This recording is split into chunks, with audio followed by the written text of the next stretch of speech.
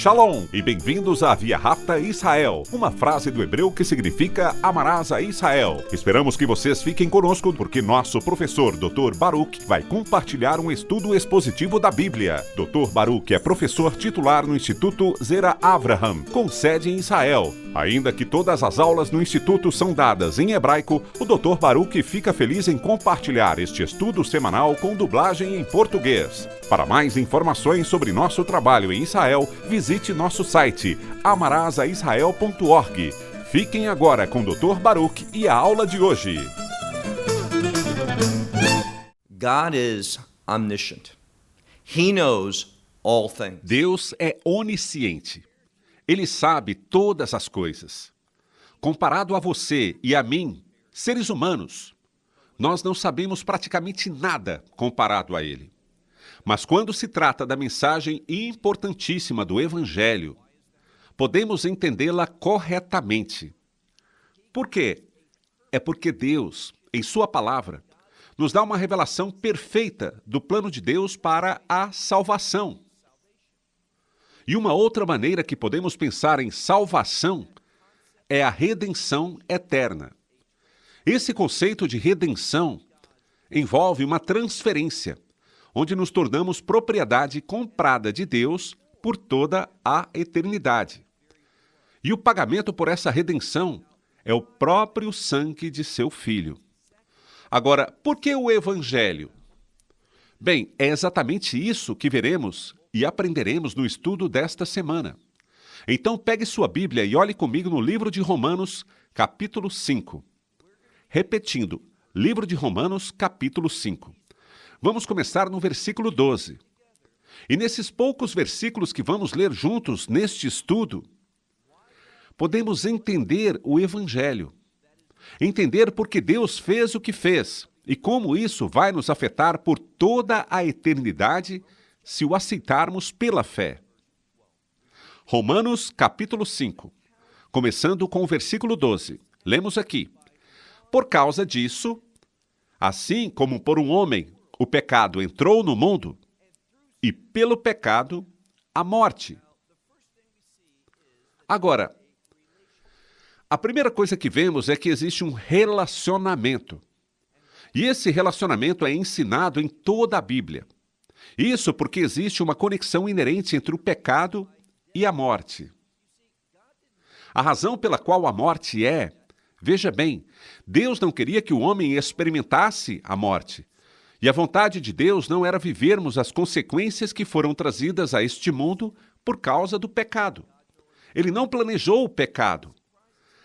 Mas, como Deus conhece todas as coisas, nada o surpreende. Ele sabia que o homem, quando tivesse livre arbítrio, escolheria de forma incorreta. Ele se apropriaria indevidamente dessa liberdade para escolher de forma errada. Então, embora isso não tenha surpreendido a Deus, Deus encontrou uma solução.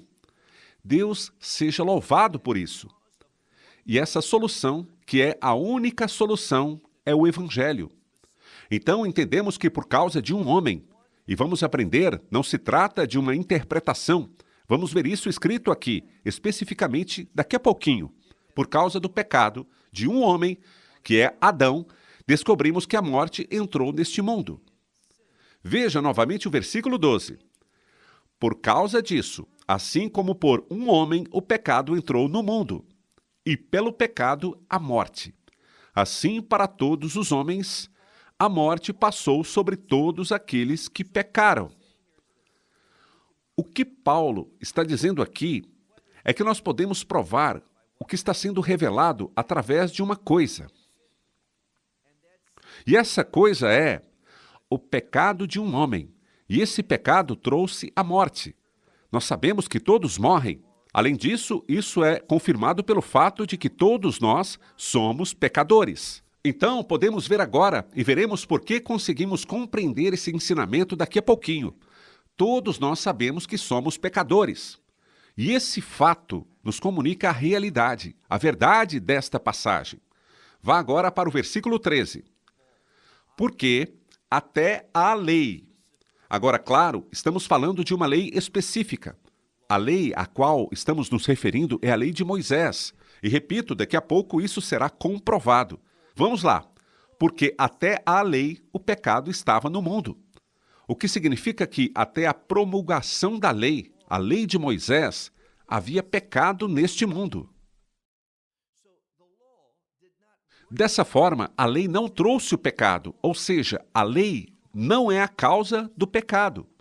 A lei simplesmente o revela e esclarece para nós o que é o pecado. Mas o pecado, como diz aqui, até a lei, ou seja, até a promulgação da lei, o pecado estava no mundo. E ele continua dizendo que o pecado não foi levado em conta. Por quê? Pois não havia lei. A lei não foi dada. Ao escrever, não foi levado em conta, Paulo quis dizer que não foi reconhecido pelos seres humanos como pecado. Eles faziam o que era certo aos seus próprios olhos, embora eles também, toda a humanidade, tivesse uma consciência, e essa consciência foi anulada pelos desejos da carne. Nós rejeitamos, a humanidade rejeitou, negou a mensagem da consciência, o que estava sendo ensinado interiormente. O que aconteceu depois? Nós sabemos. Se você olhar em Gênesis capítulo 6, lerá que o mundo estava cheio de pecado, e o pecado, por fim, trará julgamento. Mas vou te dar boas notícias. Pode haver duas expressões diferentes de julgamento, sobre o que falaremos mais tarde. Vamos repetir. Olhe novamente o versículo 13. Porque até a lei havia pecado no mundo, mas o pecado não foi levado em conta ou foi imputado. Por quê? Não havia lei. Agora, versículo 14. Todavia, a morte reinou desde Adão. Porque ele está falando de Adão. Porque ele é o primeiro por quem o pecado entrou no mundo. E pelo pecado veio também a morte. Então lemos. Todavia, a morte reinou desde Adão até Moisés, até sobre aqueles que pecaram, mas eles não pecaram à semelhança do pecado de Adão. Mesmo embora não tenhamos pecado da mesma maneira que Adão, todos nós fomos afetados por esse fato. E o pecado entrou no mundo por meio do primeiro pecado de Adão, e suas consequências manifestaram-se tanto pela morte quanto pela pecaminosidade. Conforme dissemos, em Gênesis 6, Deus olhou para a humanidade e lamentou que eles fossem feitos. Os seres humanos existiam porque a Escritura diz: todo pensamento e toda a inclinação de seu coração era má, má, sempre. Esse fato trouxe julgamento. Que julgamento? Obviamente, estamos falando sobre as águas do dilúvio. Aquela ira de Deus que destruiu este mundo. Mas Deus, sendo amável, sendo misericordioso, nós vemos que havia 8 pessoas que foram salvas pela fé, porque elas aceitaram a palavra de Deus e entraram naquela arca.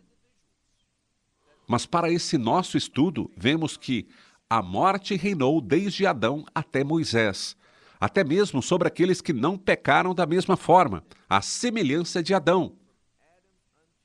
Vamos agora ler o final do versículo 14. É uma conclusão muito importante, que é o exemplo. A figura daquele que havia de vir. Aqui não está escrito aquele que está vindo, embora isso seja verdade, mas literalmente está escrito aquele, o único. Vemos que está sendo usado o artigo definido, o que está sendo usado para dar ênfase. Muitas vezes o artigo definido, simplesmente a palavra o, é usada para enfatizar e quer dizer que há apenas um, que está vindo para realizar algo. Então preste atenção. A Escritura diz, por um homem, apenas um homem, Adão. O pecado entrou no mundo porque ele pecou. Por isso, veio também a morte. O pecado e todos os seus efeitos, os resultados, as consequências do pecado, por fim, terminam em morte. Mas tem alguém, existe uma pessoa que está vindo. E por que ele está vindo? Logo saberemos a resposta. Olhe agora no versículo 15. Mas não é assim a transgressão como também a dádiva. Deixe-me dizer uma coisa agora para você que está acompanhando. A maioria das boas traduções acabam fazendo uma coisa. Elas acrescentam muitas palavras, às vezes algumas. Se, por exemplo, você estiver usando a Bíblia King James, do Rei Jaime, ou então a Bíblia com o Novo Padrão Americano ou brasileiro, verá que há palavras em itálico que foram adicionadas e que não estão lá para ajudá-lo a entender. A razão disso é que o grego é um pouco instável, mas quando você entende grego, pode ver que também é muito específico. De novo, então olhe no nosso texto que diz: mas não é assim a transgressão como também a dádiva. Em algumas traduções está escrito o dom gratuito, e é um dom gratuito, mas na verdade só aparece a palavra dádiva. Segunda parte do versículo 15. Pois se pela transgressão de um homem, quem é ele? Nós já conhecemos, Adão. Pois se pela transgressão de um homem, qual foi o resultado? O que aconteceu? Muitos morreram. Muitos. Lembra que Paulo tem uma mentalidade hebraica? A palavra harbei, em hebraico, muitas vezes pode significar não apenas muitos, mas todos. E da mesma forma, aqui em grego, eles usam essa palavra com o significado de muitos, mas a implicação pode ser simplesmente todos. Então, olhe novamente. Pela transgressão de um, muitos morreram. Depois nós vemos uma coisa. Lembra que está escrito: não é assim a transgressão como a dádiva. Por quê? Continuando diz, muito mais. Ou seja, o que vamos encontrar é a dádiva de Deus. A graça é mais poderosa que a transgressão. Ela pode compensar e derrotar a transgressão. Então é por isso que diz, muito mais a graça de Deus e a dádiva. E esta dádiva é encontrada na graça. Está escrito, por um homem. Quem é este homem? O Messias Yeshua. E continua dizendo, sobre muitos, ou seja, todos aqueles que o recebem, essa graça vai abundar, o que significa que ela vai vencer, ela é superior. Isso é a graça de Deus, é mais poderosa e pode superar todos os efeitos negativos, todas as consequências injustas dessa transgressão, desse pecado. Espero que você perceba que, quando a gente olha para esta passagem da Escritura, vemos que por um homem o pecado e a morte entraram no mundo. Um homem, ele causou tudo isso, o pecado e a morte. Portanto, da mesma forma, um homem pode ser a solução. E é isso que inspira Paulo a escrever agora. Um homem trouxe a morte, trouxe a destruição, trouxe a ira de Deus. Mas há um outro homem em sua semelhança, ou seja, o Messias. Embora ele fosse totalmente Deus, e ele é totalmente Deus, nada mudou. Mas ele deixou o céu, ele assumiu a carne humana e se tornou totalmente homem. Ele nunca deixou de ser totalmente Deus. E é este o Salvador, o único Salvador. Vamos agora para o versículo 16. Diz aqui, não foi assim através do pecado de um. Ou seja, não como na semelhança que, pelo pecado de um homem, a dádiva. Novamente, Paulo está querendo enfatizar uma coisa. Da mesma forma que a graça é superior à transgressão, veremos que essa dádiva de Deus também é única. Ela é superior, é mais poderosa. Ela traz uma cura, uma reconciliação e uma restauração daquilo que o pecado trouxe ao mundo. Diante disso, leia novamente o versículo 16. Está escrito, não foi assim através do pecado de um, a dádiva para. Por um lado, diz, o julgamento de um. A quem ele se refere? A Adão, pelo seu pecado. Por meio dele, o julgamento veio. O julgamento veio por um. E o que esse julgamento trouxe, por fim? Para a condenação. Ok, vamos entender. O pecado traz o julgamento que nos condena eternamente. se Deus não tomar nenhuma atitude, mas graças a Deus ele toma. Vamos à metade do versículo 16. Mas a dádiva, diz, de muitas transgressões. Mesmo que haja muitas transgressões, a dádiva é superior. E o que acontece? Ela produz algo muito diferente. Está escrito, para justificação. Então, mesmo por meio daquele único homem, vieram as transgressões de muitos.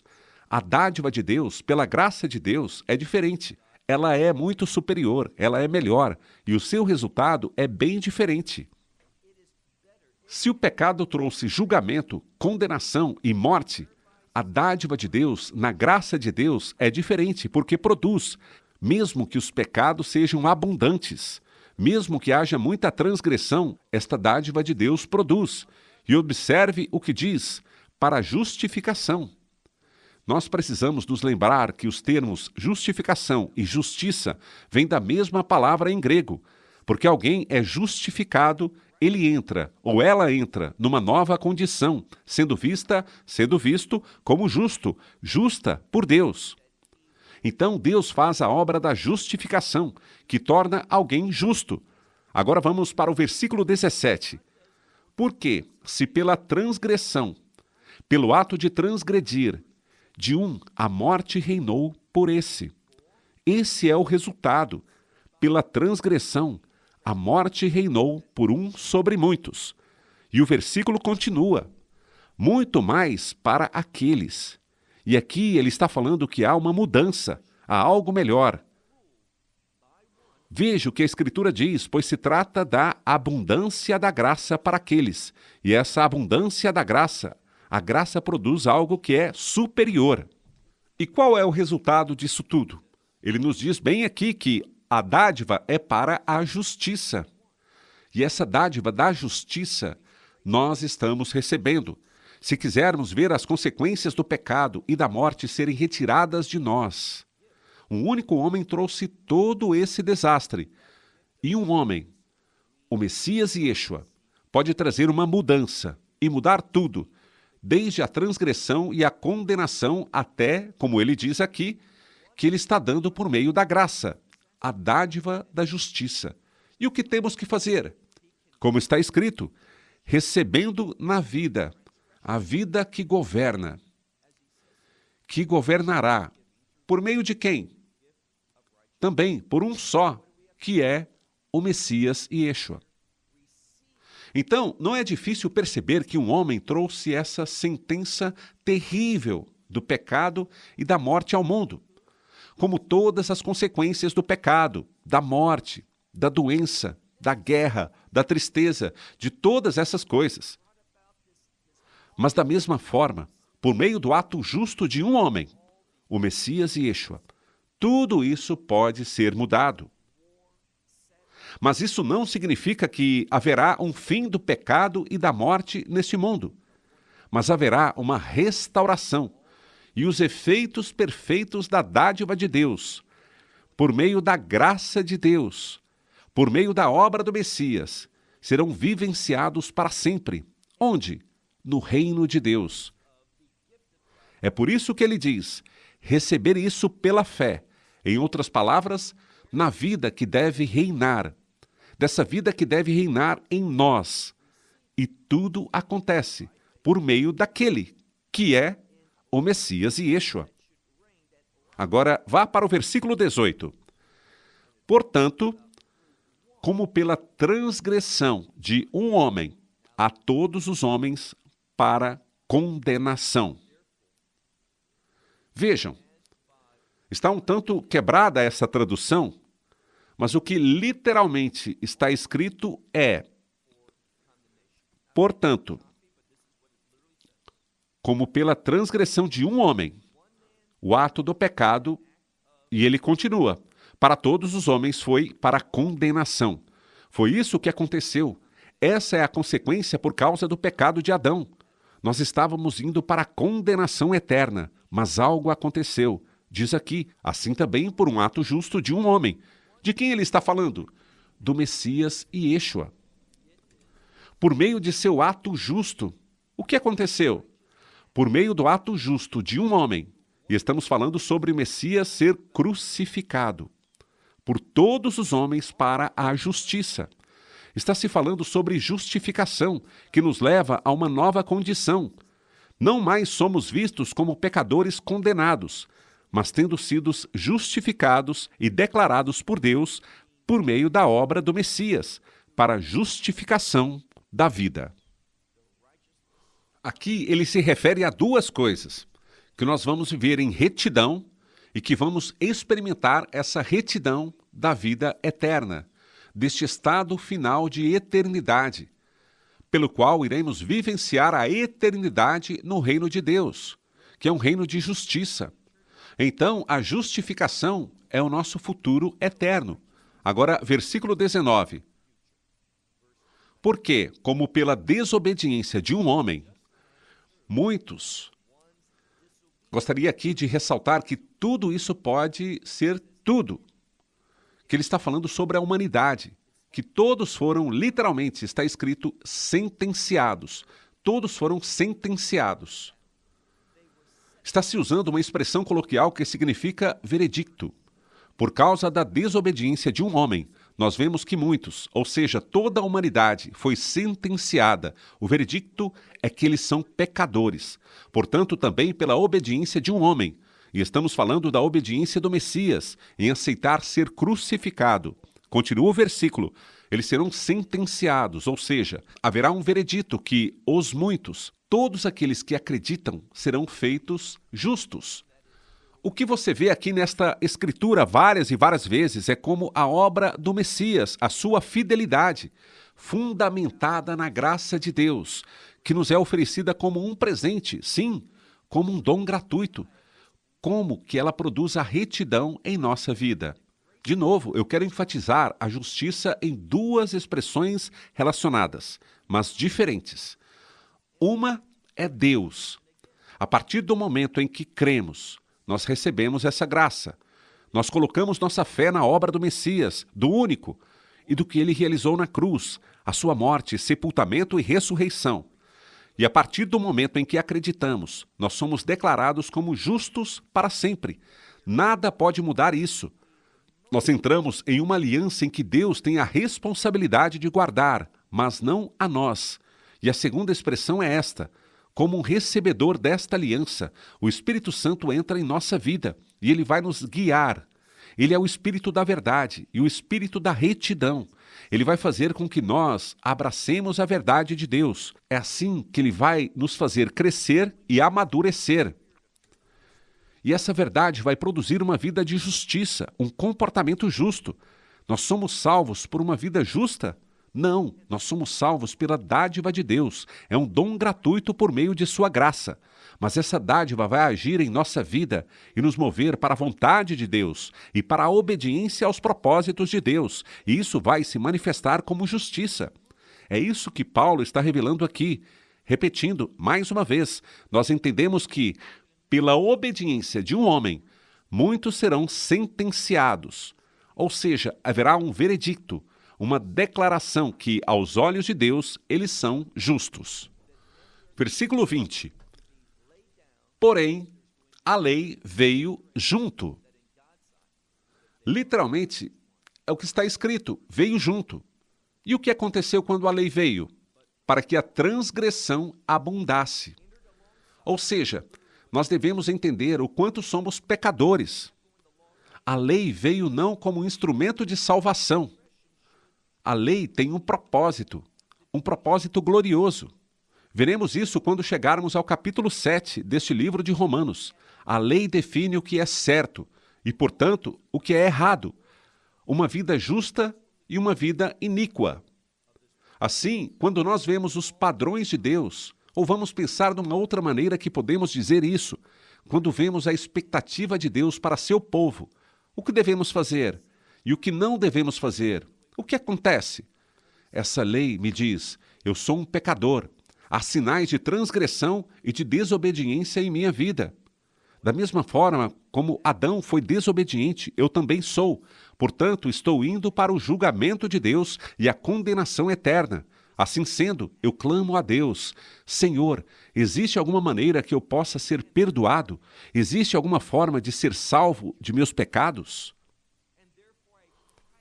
E a resposta é, novamente, graças a Deus, por meio dessa mensagem do Evangelho, que se baseia na obra de um único homem, assim como o trabalho de um homem, que foi Adão, destruiu tudo. A obra perfeita de um homem, o Messias, trouxe a graça a todos os homens. E foi pela sua obediência. É disso que estamos falando. Não é a minha obediência que me salva, mas é a obediência dele que me salva. A sua obediência até a morte, até mesmo a morte naquele madeiro, naquela cruz. Assim, por meio da obediência, diz aqui, de um homem, nós descobrimos que, como consequência, como está escrito nessa grande passagem, por meio da obediência de um homem, o que a graça fez? A graça superabundou. Essa palavra usada é formada pelo verbo abundar, seguida de um prefixo, que é a palavra huper, que significa exceder, ultrapassar. Então, a graça foi capaz de compensar e superar qualquer uma dessas desobediências e as consequências do pecado e da condenação do primeiro homem. Repetindo, está escrito: porém, quando a lei veio junto, para que a transgressão, o quê? Abundasse. Depois ele diz: mas onde o pecado abunda, a graça superabunda. Isso é demais. Agora, olhe para o nosso último versículo, versículo 21. Tudo isso aconteceu por quê? Para que, como o pecado reinou na morte, assim também a graça reinará. Com qual propósito? Pela justiça. E ela se manifesta por meio desta vida eterna. A vida eterna é a vida do reino que descreve a justiça. E tudo isso veio, esta justiça veio para a vida eterna, pelo Messias e Yeshua, nosso Senhor. O Evangelho não é um mistério. Não é difícil de entender. Um homem trouxe a morte, e outro homem resolveu o problema. Esse homem foi o Messias, Yeshua, Jesus Cristo. E quando você o recebe pela fé, reconhecendo pela mensagem da Torá, que sim, eu sou um pecador, sim, sou desobediente, transgredi a lei, mas quando você o recebe, o aceita, você pode experimentar o perdão eterno por meio da graça de Deus para a vida eterna e experimentar a justiça com Deus para todo o sempre. With God forever and ever. Esperamos que você tenha desfrutado da aula de hoje e que possa compartilhá-la com outros. Te convidamos a participar e nos acompanhar a cada semana, a esta hora e por este canal, em mais um episódio de Amarás a Israel. Para mais informações em português, visite amarasaisrael.org, onde encontrará muitos outros estudos realizados pelo Dr. Baruch. Até a próxima semana. Que Deus, nosso Messias e Yeshua, nosso Senhor Jesus Cristo, te abençoe durante a sua caminhada com Ele. Shalom, desde Israel.